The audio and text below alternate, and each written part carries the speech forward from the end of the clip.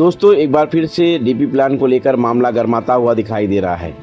बता दें कि आमपाड़ा इलाके से नए डीपी प्लान के मुताबिक निकालने वाले रोड का विधायक रईस शेख द्वारा जोरदार विरोध किया गया, तो वहीं पर यहां के स्थानिक पूर्व नगर सेवक व पूर्व महापौर अहमद सिद्दीकी, अरशद अंसारी, महबूब अंसारी और उनके सहयोगियों ने भी इस नए डीपी प्लान का विरोध करते हुए एक विशेष बैठक में शामिल हुए, जहां पर आमपाड़ा के लगभग 200 से भी अधिक लोग मौजूद थे।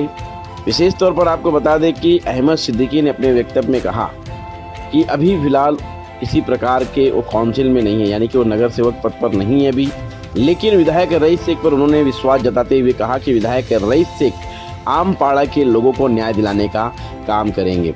अरशद अंसारी वहां पर मौजूद थे, महबूब अंसारी वहां पर मौजूद थे, साथ ही साथ बता दें कि आमपाड़ा के लोग वहां पर मौजूद थे और सभी लोग भयभीत थे, क्योंकि आपको बता दें कि भिवंडी निजामपुर शहर महानगर पालिका द्वारा इन्हें नोटिस जारी किया गया। अहमद सिद्दीकी ने लोगों को वहां पर संबोधित करते हुए कहा कि विधायक रईस शेख ने आमपाड़ा के और भिवंडी शहर के कई इलाकों में, जहां पर आपको बता दें कि महानगर पालिका द्वारा गलत प्लान जो लाकर लोगों को और एक थोपा गया है, उसका विरोध किया जाएगा। इस तरह की बातें जो है सोशल मीडिया पर रईस शेख के वीडियो के माध्यम से वायरल होता हुआ भी दिखाई दे रहा। हम दोनों तस्वीर आपको दिखाएंगे कि विधायक रईस शेख, अहमद सिद्दीकी, अरशद अंसारी और महबूब अंसारी ने आमपाड़ा के डीपी प्लान को लेकर क्या कहा, आइए सुनते हैं।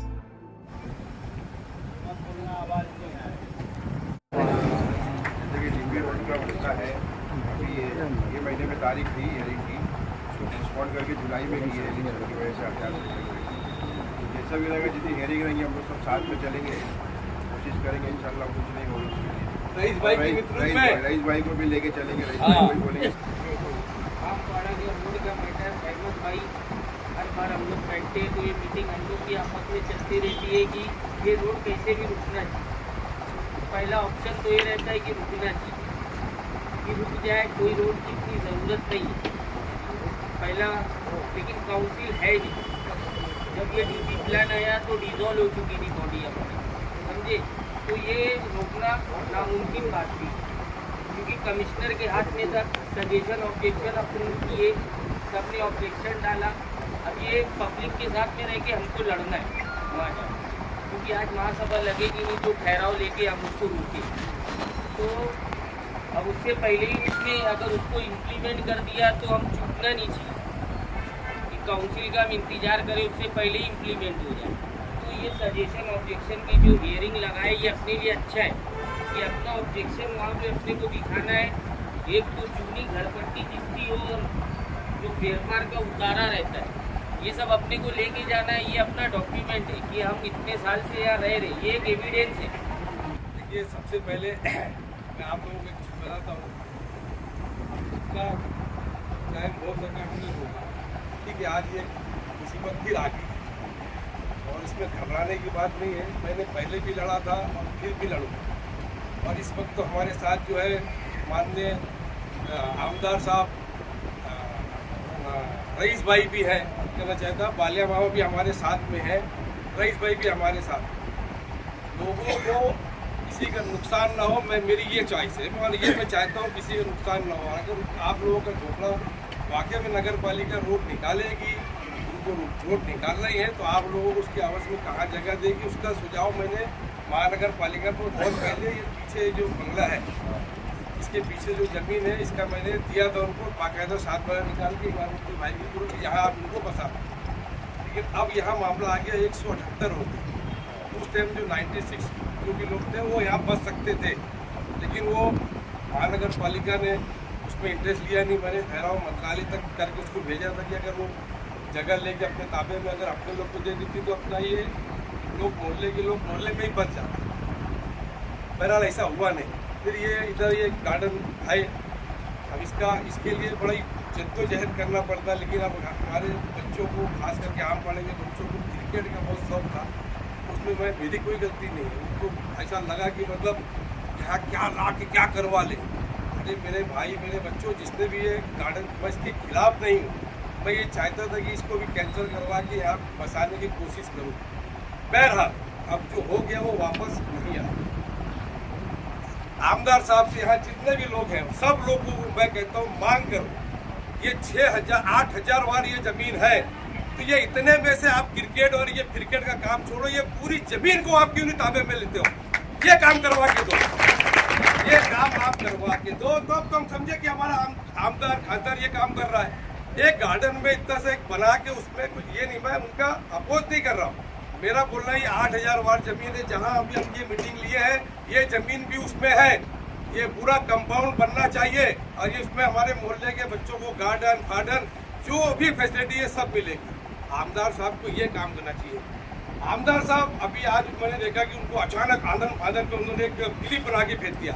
अरे बाबा, हम काउंसिल में नहीं है, आप विधानसभा में हैं, आप ही करेंगे, आप ही की नेतृत्व में हम चलेंगे वहाँ महानगर पालिका। हम क्या है, हम जैसे आप आम आदमी वैसे हम हो गए आम आदमी।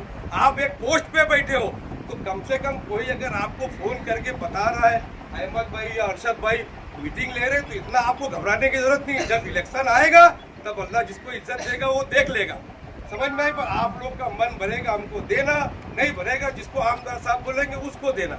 इलेक्शन, एक बात मैं आप सबको बता देता हूँ, इलेक्शन मेरी रोजी नहीं है, इलेक्शन मेरा शौक है, लोगों की खिदमत करना, इलेक्शन मेरी रोजी नहीं है। अब ये लोगों ने आज जो भी आनंद में वो क्लिप बना के मैं आम पढ़ा, अरे खुश नसीब हो आम पढ़े वाले, कम से कम आप लोगों को आमदार साहब इतना चाहने लगे, किसी भी तरह चाहने लगे, मैं बहुत खुश हूँ कसम खुदा की। बहरहाल जो भी हुआ आप परेशान हो मत, जो भी लड़ाई लड़ना है बालिया मामा और रशीद अपने रईस भाई को लेके लड़ेंगे। रईस भाई को घबराने की जरूरत नहीं है क्योंकि रईस भाई की बस की बात है, अब हमारे बस से निकल चुका है ये मामला।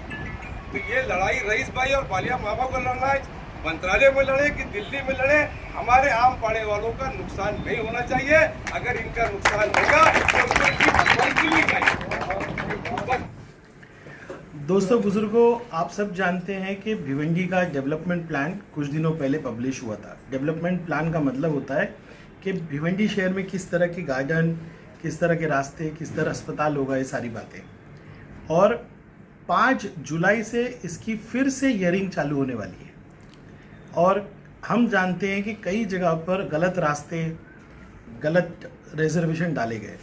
हमने इसकी सख्त मुखालिफत की थी और आज भी कर रहे हैं और करते रहेंगे। इसमें से एक जो रास्ता डाला गया था वो आमपाड़े में था।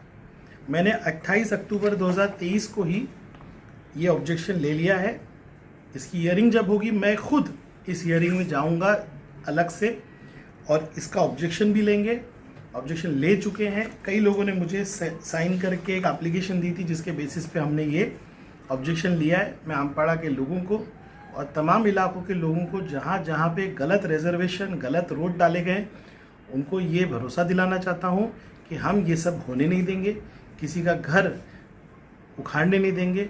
आपने देखा होगा कि हर जगह पे हम लोग खड़े हो जाते हैं जहाँ कभी भी जुल्म होता है या कोई ज़्यादती होती है। मैं आप सबसे कहता हूँ कि हम सब हियरिंग में जाएंगे, लीगल प्रोसेस पूरा करेंगे, लेकिन हम ये होने देंगे नहीं।